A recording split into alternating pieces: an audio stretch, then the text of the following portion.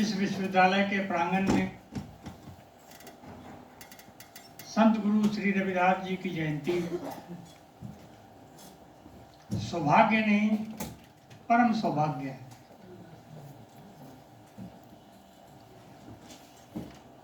बहुत सारे कल्पना नहीं कर सकते कि विश्वविद्यालय में संत गुरु रविदास जी को भी याद किया जाए। हम लोग तो संत मठों में करते ही हैं। संत गुरु रविदास जी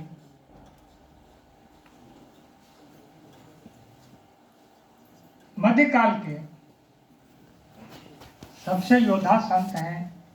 उनकी वाणी में कबीर की तरह तेज नहीं है, अक्कड़पन नहीं है और बगावत नहीं है, लेकिन जो भी बातें वो सहजता से सरलता से करते हैं किया है वो जन जन के लिए बहुत ही प्रेरक है। कबीर साहब मध्यकाल में सबसे सशक्त मजबूत संत हैं जिन्होंने मध्यकाल में भक्ति आंदोलन की शुरुआत की और भक्ति आंदोलन का सहायक संत गुरु रविदास जी हैं जो कबीर साहब के कंधे से कंधे मिला के चलते हैं।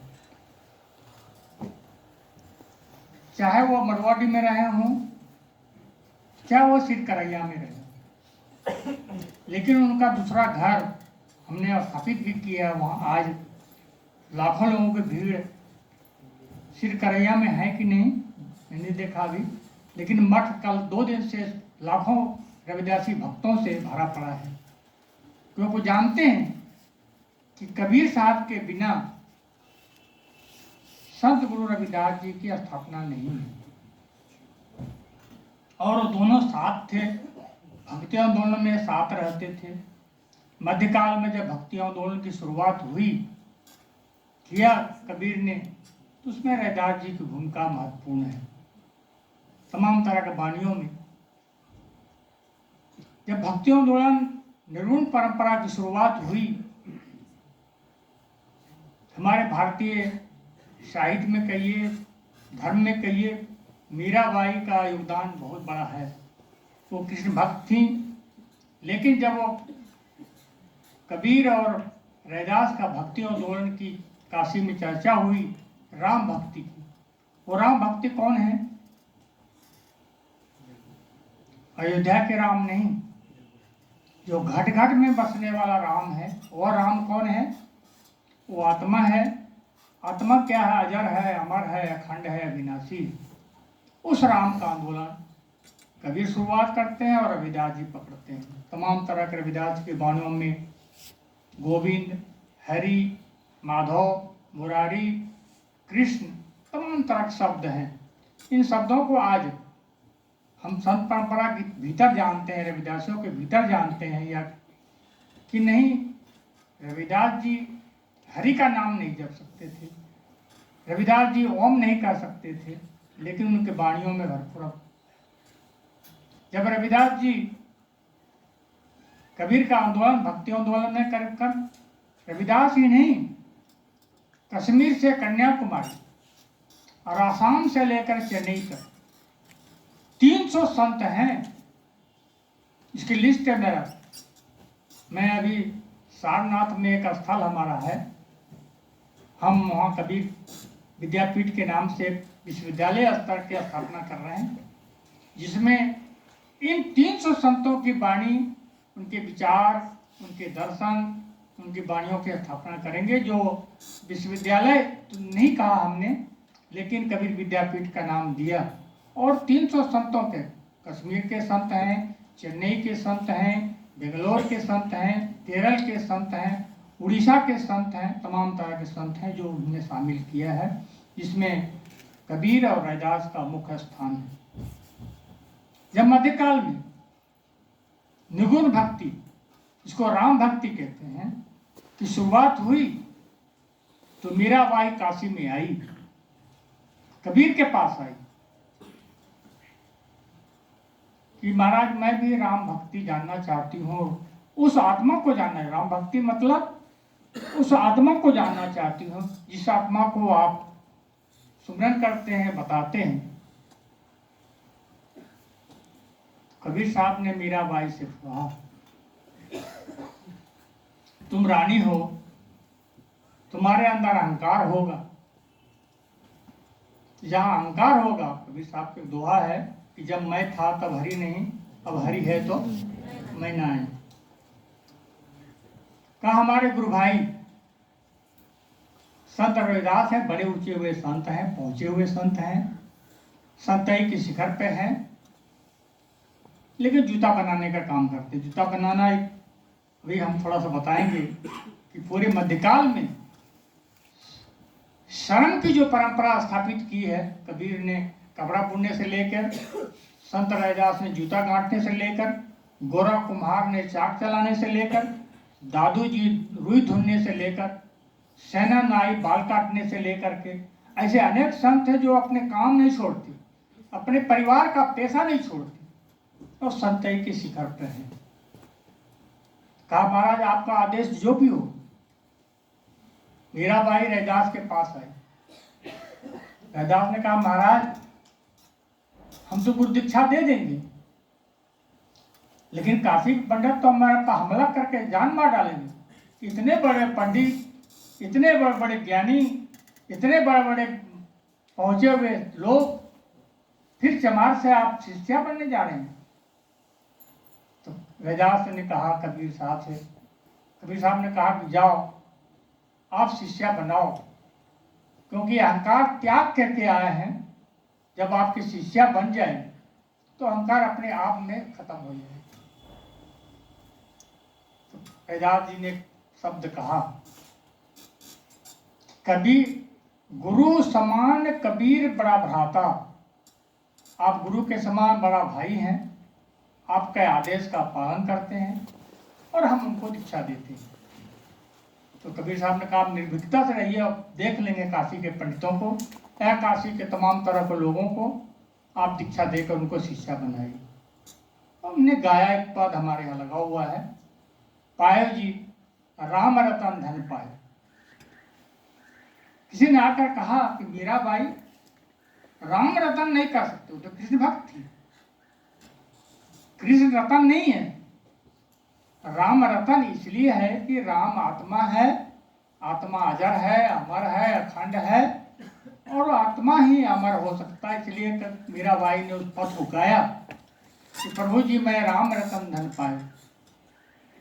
हमारे प्रसिद्ध गायक ही पूरा क्या नाम है जिसने कभी भजन गाया, तो हमारे यहाँ डिबेट चल रहा था, मंच पर कहा उसने कि मीराबाई राम रतन नहीं कर सकते, वो तो कृष्ण भक्त थी। तो आपको समझ नहीं है संत की परंपरा का, संत के इतिहास का, संत की परंपरा का, तो आप जानिए। लेकिन मीराबाई निर्गुण भक्ति को स्वीकार किया और उसने राम को हीरा की तरह ला के गाया, कहा, स्वीकार किया।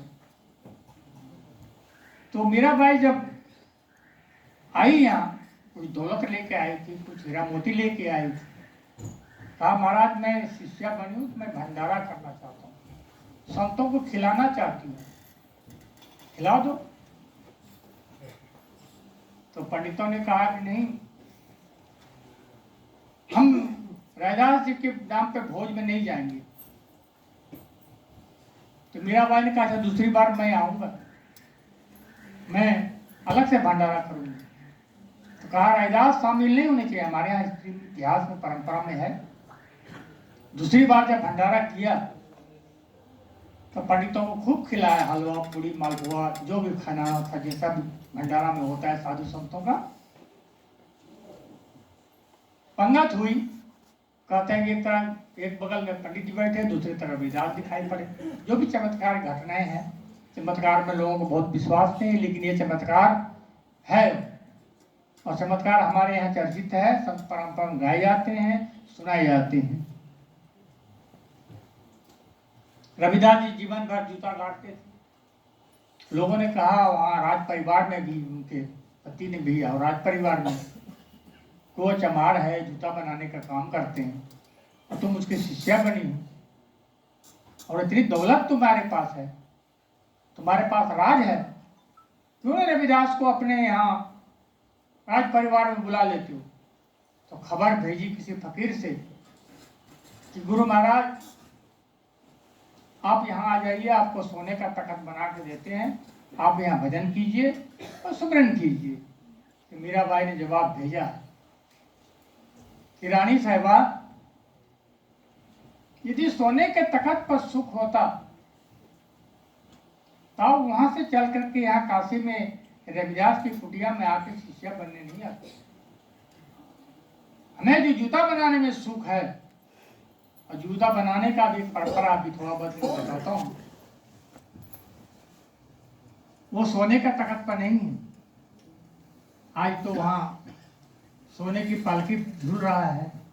जब सोने की पालकी जब मायावती के समय में आया था तो प्रेस वाले मेरे ऊपर टूट पड़े थे कि महाराज संत परंपरा ने सोने को तो इतना विरोध किया है, फिर रविदास मंदिर में सोने की पालकी आ रही है, तो अपनी राजनीति है। मायावती ने दिया और विदेशों के नाम पे दिया कि विदेश से लोगों ने, भक्त ने डोनेट किया सोने की पालकी में। सोने की पालकी जब आए तो मैं भी गया था रविदास मंदिर में, लेकिन अखबार वाले मुझे कोस रहे थे कि बताइए जिस संत ने जीवन भर सोना चांदी हीरा मोती जवाहरात का विरोध किया, उनके नाम पर सोने की पालकी, रविदास जी सोने के पालकी पे झूलेंगे क्या? एक छोटी सी कथा आपको बताती हूँ। मीराबाई को दुख हुआ, उसने एक फकीर से कहा कि छोटी सी कुटिया में रविदास जी हमारे गुरु हैं और जूता बना रहे हैं। पारसमणि आपने सुना होगा, या तो मीराबाई के राज परिवार में पारसमणि था या कृष्ण के पास पारसमणि था। कृष्ण के पास पारसमणि तो अंग्रेज लूट के ले गए लंदन में। लोग मांग कर रहे हैं कि वो पारसमणि उनको वापस किया जाए। एक फकीर से कहा जाओ रविदास जी पारसमणि क्या करते जानते हैं? जो लोहे में मिलाया जाता है तो सोना बनता है। कहा कि पारसमणि दे आओ हमारे गुरु रविदास जी को, वो सोने की कुटिया बना के जूता बनाए चाहे भजन करे। फकीर आया कि महाराज आपके गुरु शिष्या ने पारसमणि भेजा, थोड़ा जूता बनाना है, जमींदार साहब को समय से देना है, टाइम नहीं आप खोज दो। तो फकीर ने कुटिया में झोपड़ी में पारसमणि खोज दी। साल भर के बाद वो फकीर लौटा के रविदास जी कुटिया तो सोने के बन गई होगी, तो पारस लोहे में बनाने का सोना बनता है। साल भर का है, देखा वही कुटिया, वही छप्पर, वही रविदास जी जूता बन गांठ रहे हैं। फकीर ने पूछा, ये बताइए रविदास जी, इतनी कीमती चीज आपको आपके शिष्या ने भेंट किया, भेजा, क्या किया आपने पारसमणि? कभी हमको समय नहीं मिला, जहां रखे हो वो वहां रखा हुआ है। अरे इतनी कीमती चीज अभी रविदास ने निकाल के उसको देखा तक नहीं। तो फकीर का कारण जरूर कुछ अवश्य होगा। रविदास जी बताइए क्या कारण, आपने कीमती चीज को अब तक स्पर्श नहीं किया, जहां खोस गए वहीं पड़ा हुआ है। का एक काम करो, जरा हमारा चमड़े का गांठ वहां रखा है, ले आओ उठाए खा लो। अब इससे सीखिए तो इनके चमड़ा का गांठ धो के लाइए, चमरोटी का काम करिए। चमड़ा को लाए, पास में उसमें पानी डाला। रविदास जी के पास चमड़ा पीटने वाले पिटनी थी होती है, उसको रविदास जी ने पीटा खूब देर तक, चमड़े को ढीला कर दिया पीट पीट करके, पसीने से तर बतर। एक रेपी होती जानते हैं, जी जूता चमड़े काटते हैं, जी जूता बनाते हैं, धारदार होता है, चमड़े काटते हैं कट कट कट, उसको पसीने में लगाया, दिखाया कि ये देखो सोना, सोने की तरह चमका रेपी जो चमड़ा काटने का औजार होता है। कहा जानते हो हम जूता क्यों बना रहे हैं? जूता बनाने वाला जो बिरादरी है, समाज जिसको कहते हैं, इतना अपमानित है, और मैं उस अपमान को दूर करना चाहता हूं और शर्म की स्थापना करना चाहता हूं। ये जो पसीना का पारस है, ये हर काम करने वाले मजदूर से लेकर के मेहनत करने वाले लोगों के पास है। इसलिए मैं जूता काटना छोड़ना नहीं, ये पसीने का पारस बना रहा हूं, क्योंकि पसीना का पारस ही हमारे भारतीय इतिहास और भारतीय समाज को आगे बढ़ा सकता है। जीवन भर रविदास जी मीराबाई जी से सोना चांदी से लौटने वाले, कबीर कैके राजा काशी नरेश भी उनसे जुड़े हुए थे, राम सिंह माधवगढ़ के जुड़े हुए थे, लेकिन जीवन भर कपड़ा बुनना, करघा चलाना नहीं छोड़ा। क्यों? कि जुलाहे जो थे बुनकर जात, उसका भी अपमान हो रहा था काशी में। इसलिए कबीर ने कहा, तू बावन मैं काशी की जुलाहा, बूझो मेरा ज्ञान।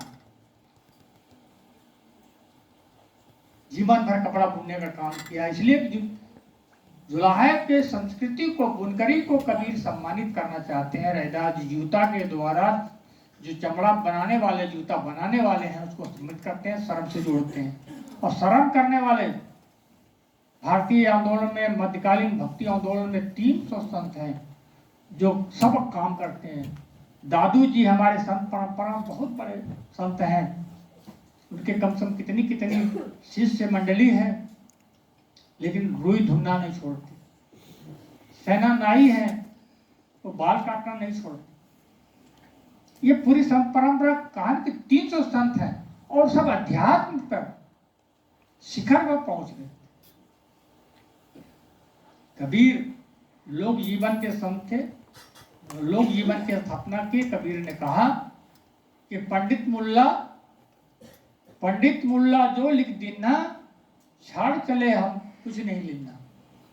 पंडित और मुल्लाओं से पंडित शास्त्र बनाते हैं, मुल्ला पुराण बनाते हैं, लेकिन कबीर ने कहा हम नहीं, हम लोक जीवन से। लोक जीवन क्या है? लोक जीवन के आधार पर ही कबीर का पूरा दर्शन है। जैसे उन्होंने कहा आत्मा सबके दिल में है। जो पढ़े लिखे लोग नहीं हैं, अनपढ़ हैं, शास्त्र नहीं पढ़ते, शास्त्र पढ़ने का अधिकार भी नहीं था उसमें।